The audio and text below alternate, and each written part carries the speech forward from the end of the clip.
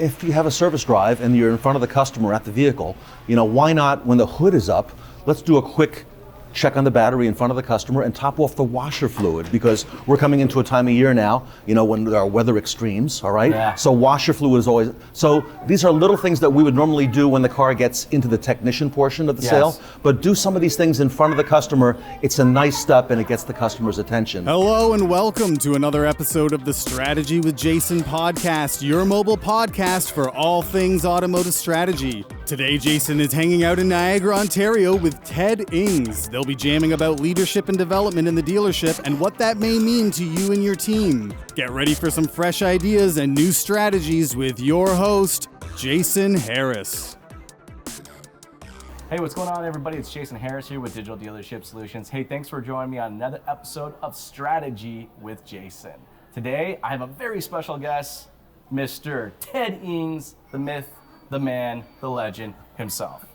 Ted, thank you so much for taking the time. Jason, thanks for having me. Jam with me. Yeah, finally, it's been in the works for a long time, right? I know. So it was very serendipity for us to be able to meet at this exact moment. You have some pretty cool stuff going on in your life, and I just happened to be at the same place and at the same time, and it worked out, right? And all the forces came together. Exactly. And I'm a big fan. I admire all your stuff that you're doing on the digital marketplace. So I really appreciate that. Coming from you, that means a lot. It comes across well, I would think, to everybody out in the retail land. So you get everybody's attention. Thanks. Now, Ted, before we get started, for the people out there that are currently listening and also be watching this, if you can kind of just give me kind of that origin story that is Mr. Ted Ings, just so it gives a little context, to the conversation we're going to have today. Sure, I'm a retail car guy, Jason. I got in the car business a long time ago, back in September of 1981, selling Fords, and that was my first real experience at selling anything. And it was a tough time because all the guys on the floor, and they were all men, they were all older people, okay? And they, smoked cigarettes and drank coffee and, sat around, and here I was the young kid, and there was nobody even near my age of 19 doing something like that. Well, 19, yeah, that would have been real young for that time frame, yeah. Yeah, so I went my first 2 weeks and I did not sell a thing. And then I went on a tear, and I sold a car a day, every day for the next 3 weeks. Awesome. And the rest was history. That's very cool. So now, you started off in the car business. Now, you've been in the business for a while. You've done a lot of really neat things. And at some point in time, you switched over from being that side of the business to being more on the vendor side, helping dealerships out. When did that happen? I worked in retail for 10 years. Okay. I sold, in fact, I ended up managing a Ford and Mazda store in New Jersey, in Hackensack. And in 1991, which would be about 10 years to the point, I decided I was either going to start a dealer or was going to start a trading company. And so I decided to go into the trading business. Okay. And I was really big with Ford. At the time, Ford had a program called the Plan, 24-month lease, the red carpet lease. Yep. I was #1 Ford division dealer in the nation. I had been the plan manager, and I got us to 100 24-month leases every month. So there was nobody even near us. 100 leases a month. And 24 months. 24 months. And what were the lease rates back then, just so everybody has an idea? 12, 14%. It was in that ballpark. Yeah. I love that. So guys, when I hear complaining that you've lost your 1.99 and you're at 3.99, shut up.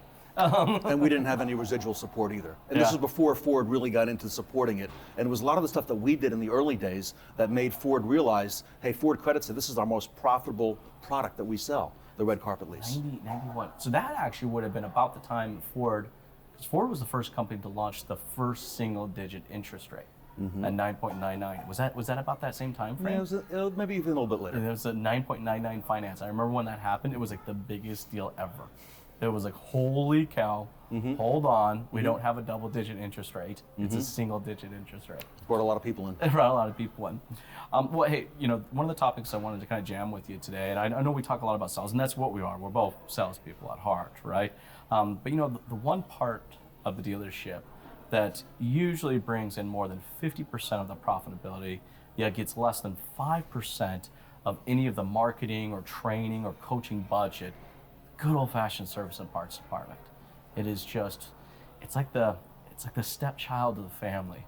It just kind of gets ignored, but it's the one that constantly brings profitability to the dealership. I think there's a lot of things that are changing in that side and how the approach and the experience is.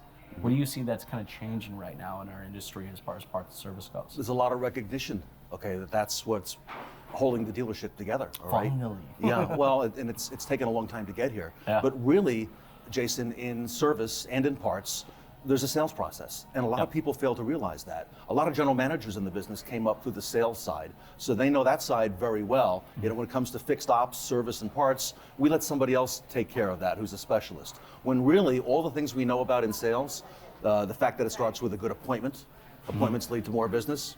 Everybody who comes into service is a buyer. They're not just lookers. They're here to get something done today, and no matter who pays for it, the customer, whether it's warranty, it's going to be extended service agreement. There's a buyer on every time a customer pulls into the service drive. You also got a fact that, think of this just for a second. If your dealership on a Saturday in the sales department, if you had 50 appointments coming in, if you knew everybody who was coming, what time they're coming, what they're driving, what they owe on the trade, how many miles are on the trade, if you knew all this in advance, could you, as a sales manager, put more sales together on that Saturday? Oh, 100%. Absolutely. You can actually cater an experience. It's knowing your audience before they come in. The service department has all that because we know who's coming. We know the mileage on the car, the last visit. Yep. We know everything about the vehicle. So you know what? Part of the sales process and service is being prepared. So when the customer comes in, I've got your service history. Mr. Harris, good news, there's no open recall campaigns on your vehicle, all right? And I want to go over, because the mileage and age determine the opportunity for the dealership. Yeah. And the fact that the customer experiences the same process each and every time, develops that consistency, the same we want in sales, we need that in service as well. So there's needs analysis, there's presentation, there's a walk around, there should be a walk around, and guess who it should include? The customer. Yep. A lot of times in service, you know, we go through the motions and we forget the fact that the car is the best sales tool we have, just like in sales. So the back and forth between sales and service, the nuances are really interesting to watch. And I'm glad to hear that things have kind of changed. I mean, you've had the opportunity to be in hundreds, if not thousands, of dealerships across the nation, and I've been in a lot of dealerships as well. And you know, you've been in those manager meetings, right? You got the new car manager over here, used parts, service, and if you weren't there, they'd probably be in a full-out fist fight with each other, right?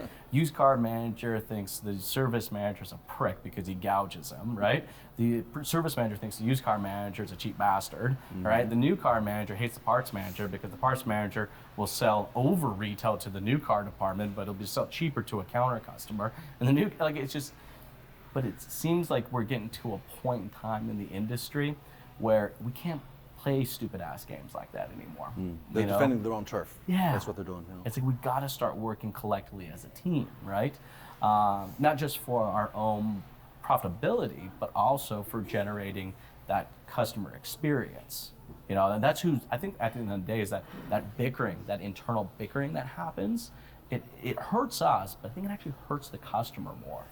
You know what I've seen dealerships do when the dealer or the general manager is aware that what you're talking about is going on? I've seen them actually take a service manager and have them spend a week in the sales department. Same thing with parts. I like and that. I've seen That's a good cross-training where the sales manager now spends a week in service and gets to walk in those shoes as well. That's cool. Because unless you have actually done that job and that role and had to deal with all those tasks, you don't appreciate what's going on. So I think a smart dealer, a smart person at the top would say, you know what, I want my people, I want my departments working together for what you just said, for the customer, because that's who's going to benefit or get hurt, you know, if it's the alternative.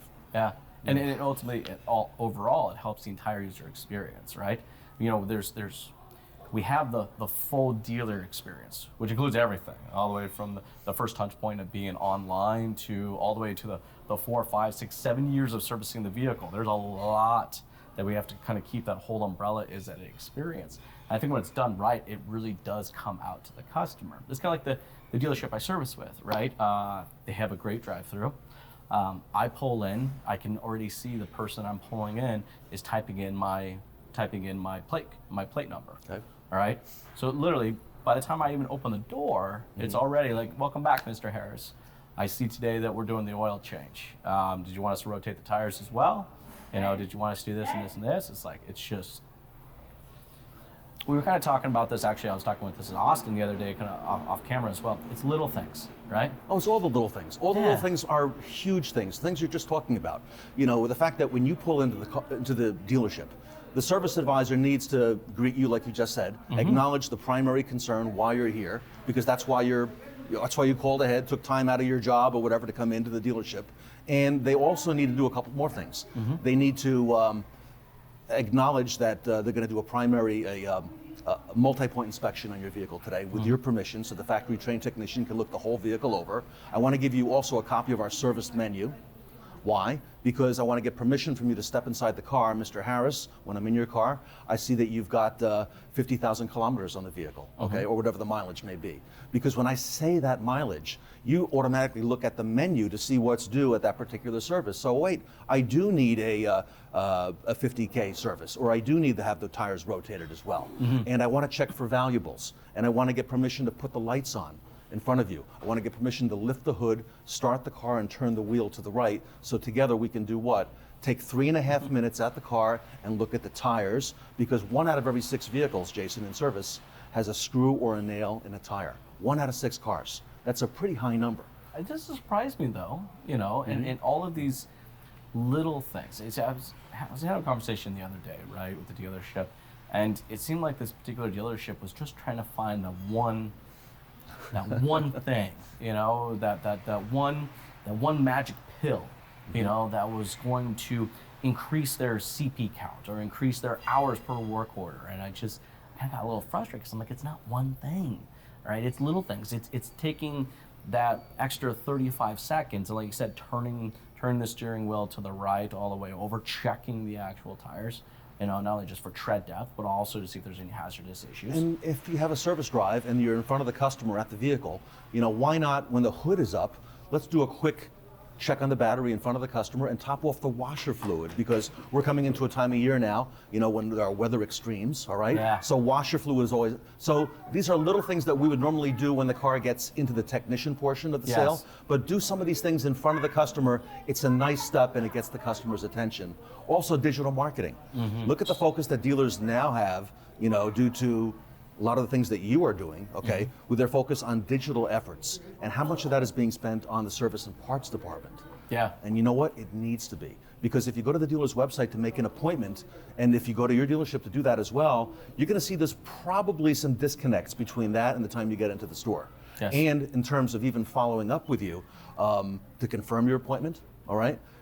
If you go to a doctor and you have an appointment tomorrow, the next day, they're typically going to contact you when? The day before. Yes. And if they don't contact you, Jason, for your service appointment, what is the message they're sending to you? It's probably not very important to us anyway, right? I think that's a good point. I think that first step of setting the appointment, there's still a lot of disconnect there, right? I have 2 options. This drives me nuts because neither one of these options work for me as far as communications go. All right, I can call, or I can take the time to fill out a form online, which then they just end up calling me anyways, which I always think is kind of ironic. And they might get the runaround and get lost in the system too. Exactly, right? And it's like, but the way I communicate all day long is either by text message, LinkedIn message, Facebook message, Instagram message, and then email, and then lastly probably phone calls, right? Like, I mean, I will sometimes, somebody will call me, I'll text them to tell me to tell them to text me, because there's a high probability I'm not going to call them back. You know, so it's like we're forcing customers right now to start that service process, that service experience, but we're forcing them to choose only 2 formats of communication. Yet we understand that there are a lot of people out there that's not. I have dealer principals that literally all my communications with them is through Facebook Messenger. Sure. You know, and they're easily within that 60 age kind of range. I mean, they're not what you would typically think, but they know that if they need to get a hold of me and they need something answered quick, that's going to get your attention. They're going to jump on Messenger, message me, and I'm going to respond within the same with the same customers. period. I would do the same Why thing. can we not just do the same thing with service? Can we not just ask the customer, you know, what format of communication we'd prefer? Absolutely. And our BDC's not equipped to be able to go online. I mean, look, I was thinking it's kind of funny because like the form wouldn't take much more, right? I mean, we're asking for the bloody phone number. You know, why couldn't we just instead ask for the Instagram handle? Let's back it up even a little bit further. How about when we deliver the car, on delivery, make sure we're doing a good, what do we call it, the sales to service handoff? Yes. And as part of that sales to service handoff, Should be doing a good one. Right. Well, think about that for a second. That's how important to the sales process.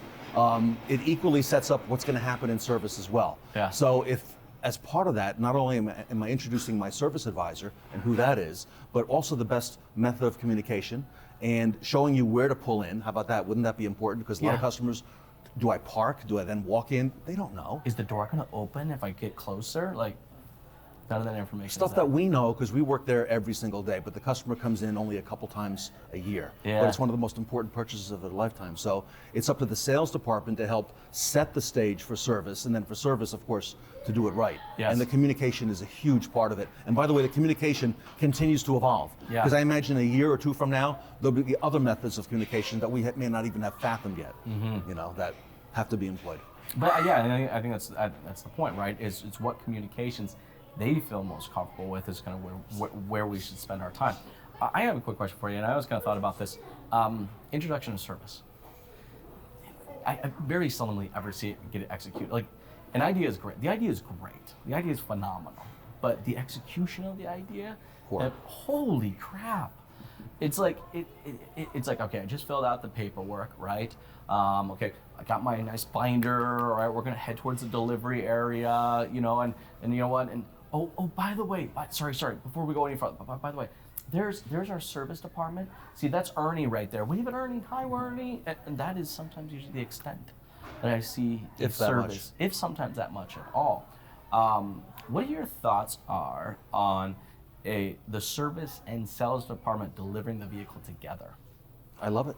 Yeah? You see a lot of these franchises now, when they require new facilities, they have a delivery area. Yeah. And you're noticing more and more of those. And unfortunately, a lot of times dealers don't utilize that yet for the delivery, yet they should. That delivery area can be used for the product specialist or the product genius, the salesperson, the service advisor. The service manager should probably make an introduction the same way a sales manager would make an introduction. Yeah. And they need to do that early. So for example, for the sales manager, we all know what early intervention means. For F&I, we know what early intervention means there as well. For service, early intervention means on that new vehicle delivery, because that's when the customer is at their peak and we have their attention. And being able to go over, for the product specialist, the technology on the vehicle, how it works, and be able to do that. And so that would be my thought there. So absolutely. For sure. What about introducing the service department even during the sales process as being a part of the dealership story? Is that, Of course. I think these are great ideas, but you've had the opportunity to be in a lot of dealerships, all right? Give me an example of one that was just really crushing it, and what did it look like to do so? I have a dealership in the Northeast Okay. that has been in business since the 1950s. So they have in their dealership and they keep it up to date, amazingly, a wall of fame that shows, cool. how the dealership started, who the founder was, and so on and so forth. Every salesperson is required to take the customer, pass through that. So you can kind of relate this. Yeah. I would imagine being a Blue Jays fan. Yeah. Over in Yankee Stadium, back in New York where I live, we have a Monument Park. Yeah. So this is kind of like going through the Monument Park. And then after that, out in center field, right? Then after that is the service tour. And the service tour is showing that we have the indoor service drive, that our advisors are equipped with the iPads, with the latest technology, to look at the car with you and walk around the vehicle and assess your needs with you. And they can actually see customers getting that experience. I have dealerships who actually who have cameras mounted in their service drive. Okay. And during rush hour in the morning, and they've got the proper signage to alert customers to this, that you could go on their website and you can see customers getting that walk-around treatment. So they use that not just to sell to the service customer, but to sell to new customers who want to buy new and used cars, that, look, when you buy from us, you can expect this every time you come in. Wow, that's pretty cool. So and I think that's actually really key. It's not enough that we just tell people, we have to show them. So it's enough that we tell them that we have a huge commitment to customer service. We can't just tell them that we want to get you in quickly but professionally. We can't say that. We actually have to show it. That's cool. A dealership has gone as far as literally setting up kind of like a webcam type thing where someone can actually log in and see what's going on in that department. Jason, it's the same as sales. Auditory, visual, kinesthetic. You don't know which buyer is which. So you've got to go all out on all of those to determine, oh, wait a second.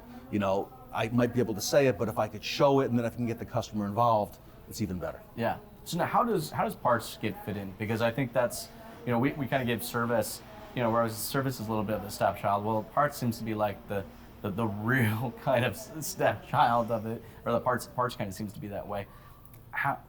Best practices to kind of introduce the parts department into that sales process What does that look like for you? How many times when you work at the dealership did the customer come up to you and say, Jason, where's the parts department? You probably hear it all the time. Yep. Even in service, hey, where's the parts department? Okay, so that's going to be part of my, if you will, fixed ops tour of the dealership, is introducing the parts department and where that is. Parts departments are becoming more enlightened today, because in the past there was that little space in the dealership that those guys kind of work all to themselves and do their own thing.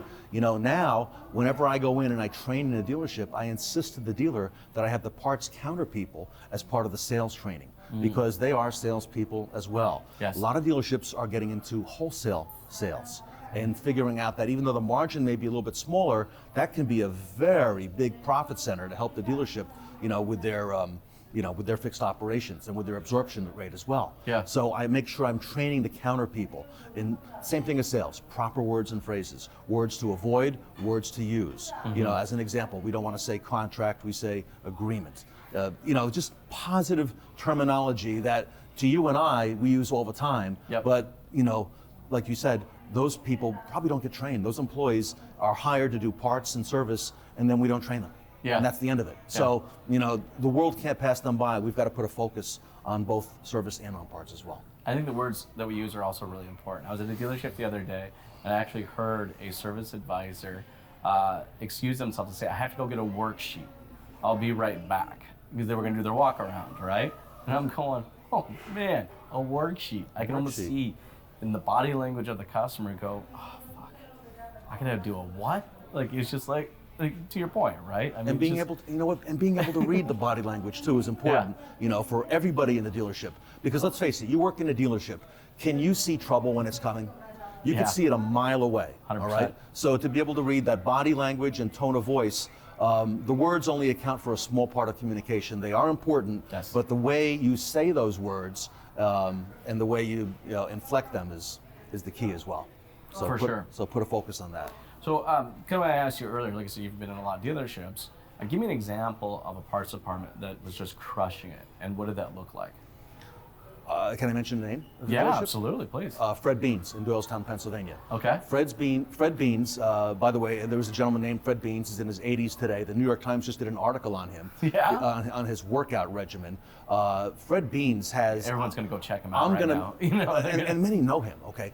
He's probably got about 20 to 30 dealerships in the Bucks County, just outside of Philadelphia area. Okay. And Fred Beans has a parts operation that is second to none. Yeah? He has built a parts depot, and he sells everything because he's got all the franchises just about as well. Okay. And he's got trucks on the road. He may be in Pennsylvania. He's got trucks going as far as Maine every day. Holy and cow. Jason, he treats the parts department, he treats the parts delivery of those wholesale parts, which is a huge part of his business, and he's built everything around it. He treats it sort of as a trucking company, okay? Because he takes that mentality, and Fred Beans has applied all the sales principles he knows. He started out as a gas station, okay? He convinced Ford.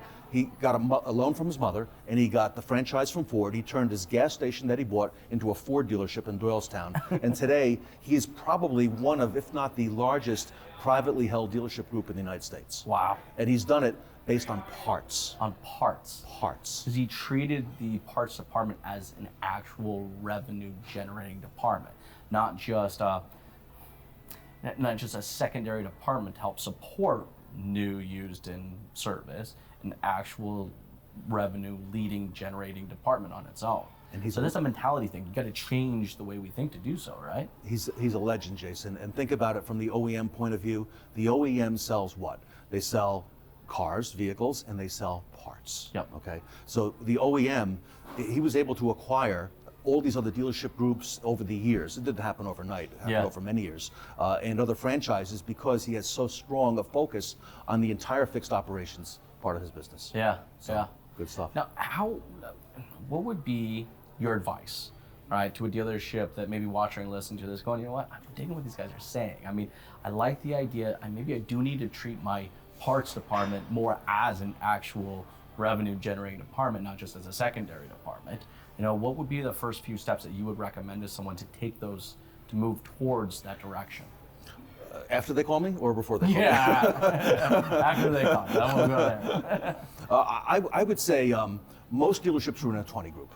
Okay. Yes. And a lot of times 20 groups, we don't just talk about the sales, we talk about the fixed ops side of the business as well. I would look at your peers, maybe not just within your franchise, but dealerships who sell similar volume to what you do, and take a look what their parts numbers are, and take a look at what their sales are. There's key benchmarks that every dealership will share in a 20 group, and see where you rank among them, because unless you're ranked, Jason, you don't know if you're doing a good job or poor job. You could think you're doing a great job, but you know what? Now you're ranked against your peers. You say, oh, wait a second. I'm really not in the top half. I'm even down here. Nobody wants to be average. Average is the bottom of the best and the top of the sorriest, right? That's true. I would see where you rank among your peers. Take a look at the indicators. Take a look at your personnel. Take a look at personnel that are also within the business. LinkedIn is a great place to find best practices. True. Facebook is a great place because you could pick up things that dealerships are doing without spending a nickel. All right, just to kind of get the thought in your head and to get maybe your managers focused on that. I would say one more thing is very important. In sales, how often do we have a sales meeting with our sales staff? On the vehicle side, once a week.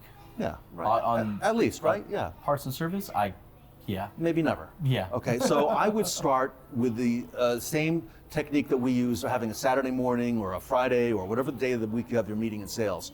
I would have a service meeting, I would have a parts meeting, I might even have one and have everybody come to both. Sure. And doing that, I would talk about where we are for the week, how many appointments we have coming in today, tomorrow, this week. You and I know some dealers who focus very strongly on that daily appointment number. Yes. And now they're starting to focus, if you notice, more and more on their service appointments as well.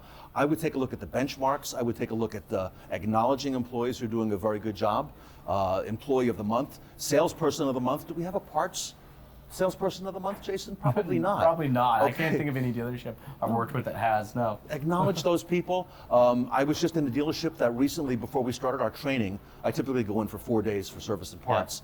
The first night, the dealer took everybody out to dinner who touches the customer in service, not just the service advisors and parts counter people. They took the receptionist, the parts counter, the phone operator, and they acknowledged everybody, because we're going to put this new focus on fixed in our business. And he goes, I want you to know how important it is to me. And so they had never been out to a dinner like that before. Wow. So think about that. So really trying to keep creating a team environment is a huge part of it. Setting up the goals and objectives, like really what is the goal and objective? I think a lot of people get into these and they get into it because they're good ideas, right? Like our industry is full of a lot of good ideas, right? And don't get me wrong, I don't have issues with good ideas. I only have issues with good ideas when they're not deeply rooted into an actual goal and objective, because then they just fizzle out. It's like we'll start getting into them, we'll invest time, we'll invest money into them, but because we never were able to actually measure a return on that time or that financial investment, then it just falls apart. Well, let's start with that. Do we even have goals? Do we have our goals written down? Yeah. Okay. The part of the training that I do is I have everybody in every dealership that I train. Everybody carries around a pocket card. And on the pocket card are the top 3 business goals that they have for the year. And on the back of the card are their 3 personal goals for the year. That's cool. So the personal goals could be, make a certain amount of money, or they could be anything in life. Sure, okay. Sure. Go golfing more. Exactly. But your service and parts department need to have goals the same way the the sales department does.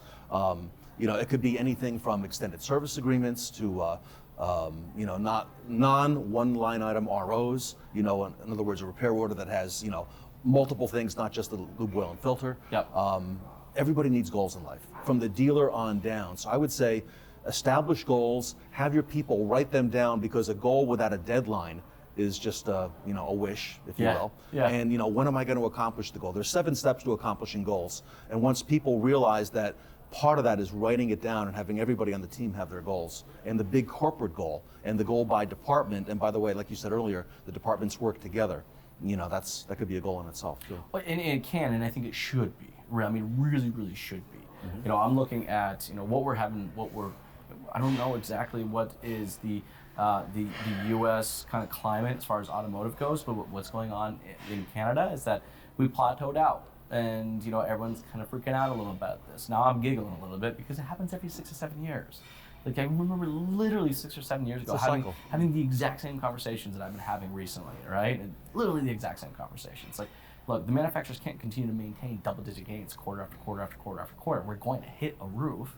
We've hit the roof, and now we're going to get in a plateau for the next 2 years. So dealerships are really going to have to really kind of take the time, right, sit down and be very, very cautious about where they're putting not only their money but their time into, because I think the last 4 or 5 years we've been able to get away with a lot of shit.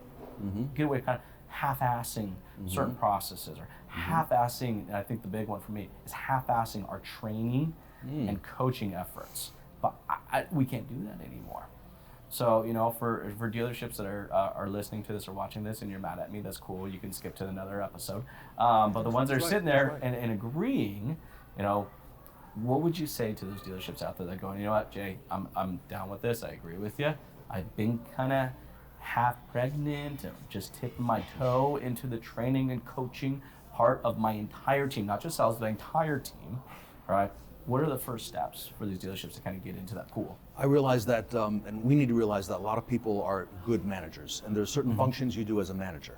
But the manager needs to have a second hat they wear, and that is the hat of a coach, all right? And there are certain things that a manager will do, the paperwork, the numbers, and so on, but the coach needs to be present at the game. And the coach needs to prepare the team before game day doing what? Practice.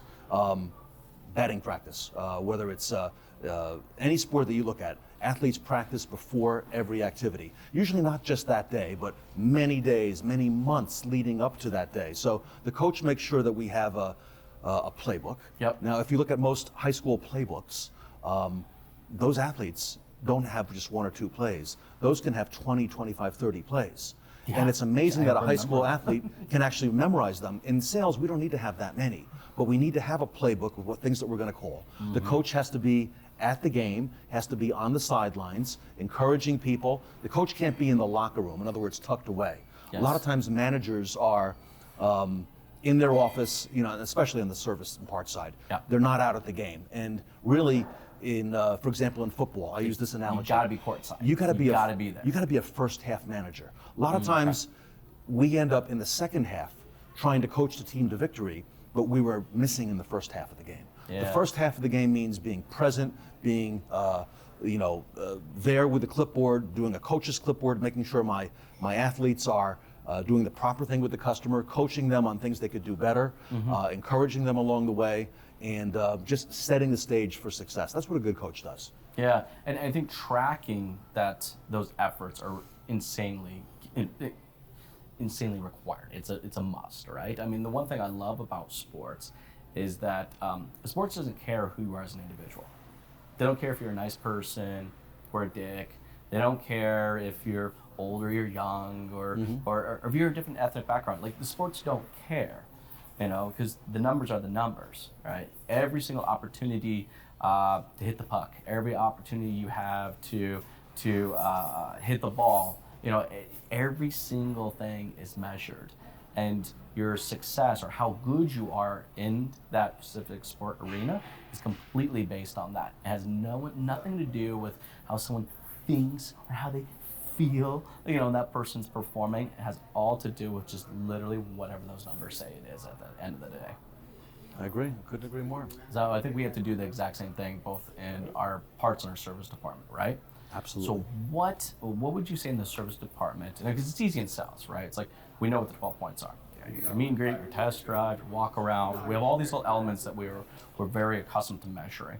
What are some of those real important stats that we should be looking at in our service department to ensure that we're actually playing with the right players?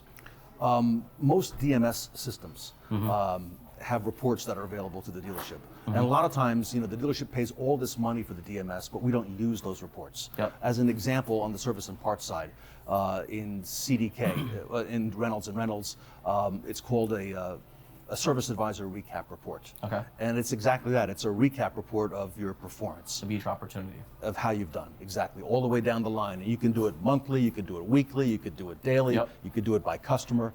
And we need to focus on that as part of our sales meetings as managers. Yes. To be able to coach the players, the service advisors, if you were the salespeople, whoever you have. You got to coach them on the things that we need to make sure that are happening. Yes. And I know the numbers are important, and I always like, we can chase the numbers, but if you do the fundamentals correctly each and every time, the fundamentals don't change. Fundamentals, are blocking and tackling, good appropriate eye-to-eye contact, good body language, listening to the customer, taking good notes, making sure that we're respecting the customer's time.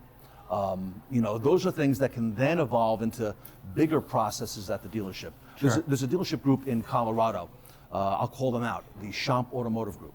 Schomp is a major dealer group in the U.S., another one that's privately held. And Schomp has been a one-price dealer since the early 90s. Then they went to, about 7 or 8 years ago, one person. And now recently in the last 2 or 3 years, One person for so you got the finance, you got F&I, you have sales. What does it one person mean? one person means before the customer even gets in, handling the lead over the phone Okay. or online, to the meet and greet when they arrive, to the needs analysis, to selling the car, to the F&I, to the delivery. Okay, stops at delivery. Okay. Right. And the third thing they've added now is 1 hour. 1 hour. Okay, Right. that's cool. So it's Talk about a commitment. one and a price, goal. one person, 1 hour. And how'd they do One that? price. I love that. They got their stuff down. They got their processes down. They know what it's important to do. Yep. And they've also transferred that over now, the one person philosophy into the fixed ops, into the service department side as well, because it's worked so well on the sales side. And they advertise this. You can look at their advertising and their marketing. That's it's, cool. It's all the same thing. That's very cool. With profited vehicles continuing to get lower, because they are, right? I mean, I don't think I have anybody out there saying, "Oh, my gross profit per transaction is just continuing to climb," year over year over year, right? How can we really look at our accessory department as bringing in that gap, or really kind of enhancing our gross profit per transaction? What does it look like for a dealership, who like I said, for the most part, have always kind of viewed parts as the secondary business, right? What does it look like to kind of bring that parts business into the sales department? I'll call out another dealer. Okay, again. cool. Yeah. Let's go to Galpin in California, in Los Angeles area. Galpin created their own brand based on accessories. It's called GAS, Galpin Auto Sports. Okay, cool. And years ago, a lot of people don't even realize it. I don't know if you remember a show called Pimp My Ride on television. Yeah. Guess where that was filmed? At Galpin Auto Sports. Oh, Because no way. that's what keyed off and started their accessories service business as well.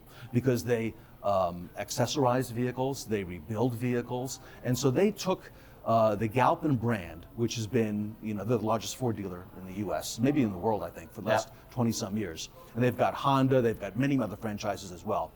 And they've catapulted that now into another brand, which is the accessories. So if you go into each of their showrooms, they have accessories on display.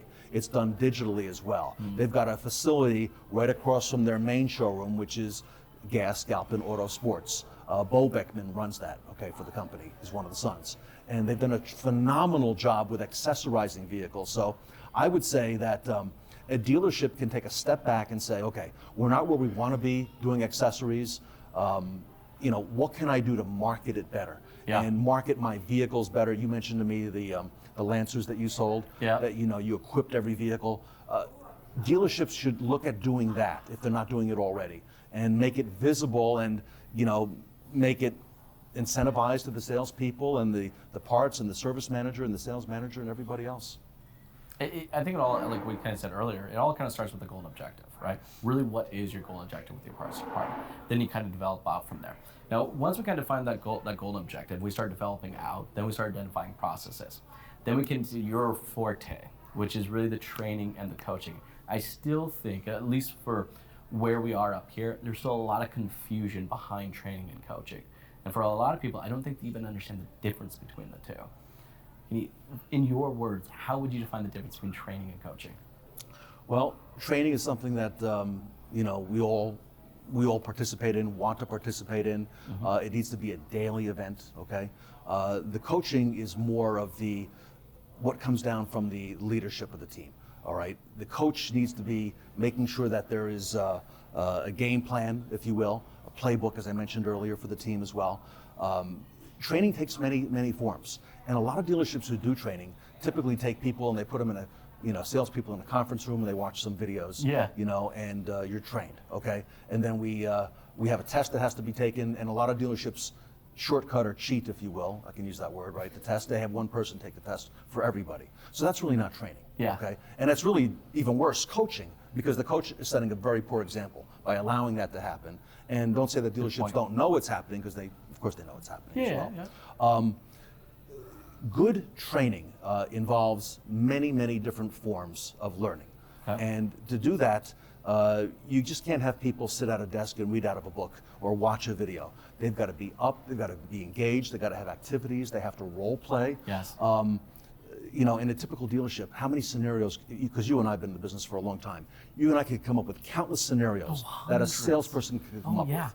Difficult greetings, difficult closes, difficult whatever have you. And the same thing for the F&I department, BDC, all the way through. So your training needs to include these scenarios. You need to have short scenarios where salespeople play salesperson or customer, they work in triads with an observer, they rotate in those as well. You need to have activities that are group trainings, that are spin charting for your training on your Saturday morning meeting. Yep. I would bring a guest speaker in, maybe once a month, somebody from the outside. good idea. I like because that. That's a great think of it, idea. you're the manager. Yeah. It's even tougher to be a manager and a trainer if they see you all the time. Yeah. So they need to have that extra person that they don't see all the time to be able to relate with as well. So you've got to be thinking on your feet for your training to be able to do all these things. Now the coach is applying that out on the field. The coach is making sure that the stuff we learn gets really done, out, on the floor and out a lot as well. Yeah. Would you typically say is the coach and the trainer one of the same person, or are they actually two different individuals? They could be the same. Okay, Okay. mostly they're different. Okay, it depends on the size of your organization. A lot of dealerships have gone to training managers, corporate training managers. Yeah. The larger ones Yeah. have done that. But even they need to be trained on how to do that role as well. Makes sense. Okay. And a lot of times dealerships say, well, here's John, he's a salesperson who didn't do too good. We don't want to let him go. What are we going to do with him? Hey, let's make him the trainer, okay? You've seen that happen a million times as well. Yeah. But the leader in the organization, needs to be the coach. A dealer sets a good example by being out on the showroom floor, by being in the service drive in the morning a couple days a week, seeing what the team is encountering, helping the team. So it starts from the top down, that coaching. And the emphasis on the need for that. And the coaching really has to be, like you said, in the game. They can't be on the sidelines. In the office. In the office or something like that. So. And that's easy to let that happen. Yeah. Oh, it is. It is. So, for dealerships out there that are listening to this and go, yeah, you know what? My business needs a coach. Who in my organization can I turn into a coach? What advice would you give them? What should they be looking for to kind of develop and mold an individual into a coach? The manager should be the coach. And the manager typically came up through the ranks, either at your organization or somewhere else as a good salesperson or what have you. Yep. But that person needs to be able to take the ability of selling the 30 cars a month that they sold and translating that out into the masses, into the dozen or 2 dozen salespeople that we have. Yeah. So you've got to be the coach. The coach leads by example. The coach sets the tone for the entire team. The coach is not afraid to do what he or she tells the team to do. Yes. All right. Coach has to be able to go in on deals, close deals, help with delivery. So the coach needs to model, if you will, a lot of these things. Yeah. And Now I want to really bring this home so dealers, or especially owners, understand how much time it takes. Because I know a lot of managers out there that would say, Jason, I would love to coach, but you see this stack right here, I'm in my office for the next 3 days straight.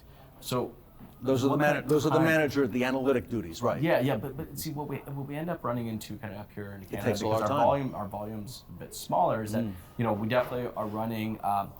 Many people are wearing many different hats, right? We kind of have to. There's just unfortunately no way we kind of get around it. Hey, Jason, that's the car business too. Well, that's true. Everywhere, It is. no matter It is. What? How much time are we talking about? Real allocated time it takes to properly coach a team. Think about it.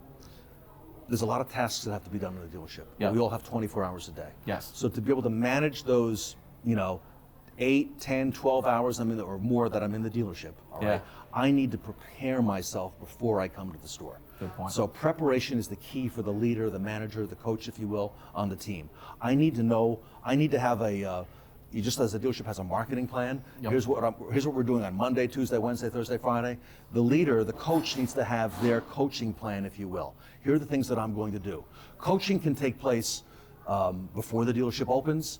It should take place during the dealership hours as well. Yeah. So you need to take advantage of all those times. And look at the downtime that most dealership employees have. There Yes. is downtime. Yes. They're talking or they're on social, they're doing their own social media, maybe not, necessarily doing all the stuff they should for their career at the dealership. The coach needs to take advantage of all that energy and that time and give it focus, if you will. And they gotta be intentional about it, right? I mean, they can't just wait for those coaching moments. They actually need to carve out that time in their day, make it a routine, like going to the gym, right? Yeah. And really create a routine around it and be intentional about the time they invest into their coaching efforts. We have a series called the Tip of the Day. We have another series, I don't know if you've seen it, called the Get Fit Tip of the Day. We typically run them on weekends. And one of the titles is Plan Your Exercise Like a Meeting. All right. Yeah, and, there you go. Because we talk about the importance of fitness, to everything that we do in life. Yeah. You got to actually plan your meeting sometimes like an exercise. You got to make sure that, here's the regimen. Am I on time? Okay, Yeah. number one. Do I have everything that I need? Are there going to be any distractions? No, along the way. Because I've got this much time to get this amount of exercise or work done. So I got to have a plan. That's Yes. what it comes down to. And it goes back to what you said earlier about fitting that into the goals and so on all the way up. We've got to have a plan, we've got to schedule it, we got to execute it. Ted, thank you so much for taking the time to come jam with me today. I appreciate it. There's so much My pleasure, awesome Jason. knowledge here. Hey, for anybody that's watching or currently listening right now, and they'd like to learn more about what you do, what is the best way to connect with you? Come to my website. It's cpiresults.com. That's the Center for Performance Improvement, cpiresults.com. Or you'll find me on LinkedIn or on Facebook or on Instagram or on Twitter. I'm everywhere. I'm everywhere you are, Jason. Yes. I love your tip of the days. I really do. I think any dealerships out there that are not following Ted, you guys need to go out right now, whatever platform you guys like, Facebook, Instagram, Twitter? I didn't see you on Twitter. Are we on Twitter? I have 26 Twitter handles with 50,000 followers Okay, on fair Twitter. enough. Yep, I'm not on Twitter enough, so that's my fault. Definitely on LinkedIn. You got to check out Ted's tips of the days. They're phenomenal. They really are. Thanks again, Ted. Yep, great stuff, Really Jason. appreciate the time. Thank you. That was awesome. Thank you.